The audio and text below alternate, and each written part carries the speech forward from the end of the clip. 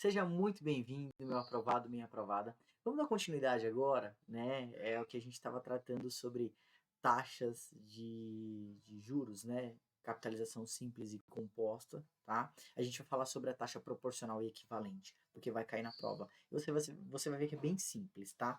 Olha só.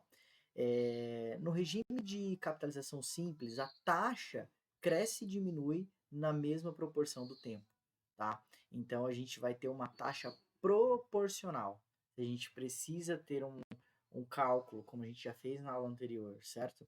De 1% sobre R$ 1.000 durante 12 meses. Você vai fazer a multiplicação da taxa pelo tempo. E aí a gente vai acabar chegando na taxa proporcional, tá? Que é a taxa para cálculo de capitalização de juros simples, tá bom? Ó, se tenho a taxa ao mês e quero encontrar a taxa expressa ao ano, basta multiplicar pela quantidade de meses que desejo.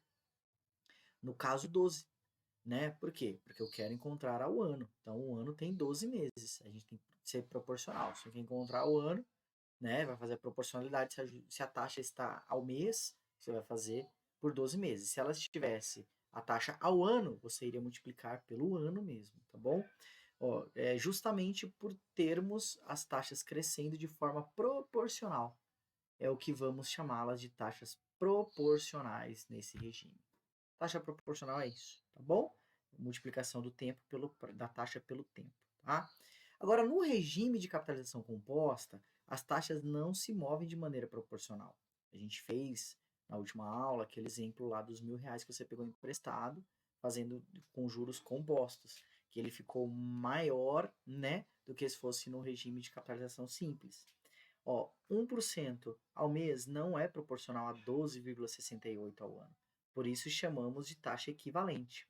Em outras palavras, para o regime de capitalização compostas, teremos sempre taxas equivalentes, pois apesar de não serem proporcionais, elas se equivalem ao longo do tempo. Tem o exemplo que eu fiz para vocês lá no vídeo anterior, tá? Então, assim, o que você tem que ter em mente aqui para a prova? Quando a gente falar de taxa proporcional, nós estamos falando de capitalização simples, juros simples, beleza? Quando a gente falar de taxa equivalente, a gente vai estar falando de regime de capitalização composta, juros compostos. Você não vai fazer cálculo lá, mas pode ser que a prova te peça, que é muito difícil, mas pode ser que te peça de repente aqui a fórmula, tá? Então a fórmula aqui é simples. Para juros de taxa proporcional, nós multiplicamos o I, né?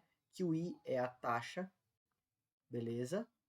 Taxa é igual ao I. Vou colocar aqui, ó. Beleza. Porque a gente usa a matemática financeira, né? Nós temos a HP. Aí, o nosso N aqui, ó. Nosso N é o nosso prazo.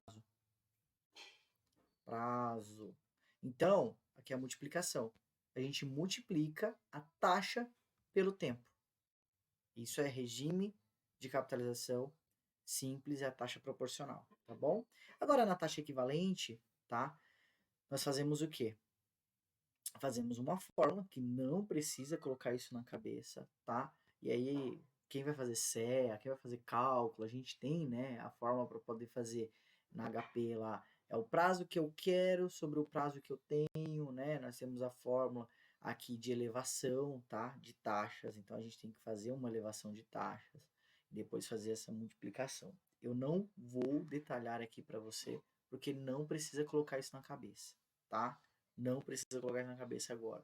É só para você entender o conceito. Se apega no que a gente conversou inicialmente, CPA 10, CPA 20, você vai passar tranquilamente entendendo o conceito. Se você for estudar para CEA, a gente vai ter depois um videozinho fazendo cálculo, explicando essa fórmula aqui na prática, como é que a gente faz, tá? Então, a taxa equivalente, a gente tem que elevar essa taxa ao período, tá bom? Então, ficou bem claro, bem simples, é só para que você tenha em mente aí como é que faz, mas não precisa colocar na prática ainda, tá bom? Vamos para a próxima, galera? Valeu!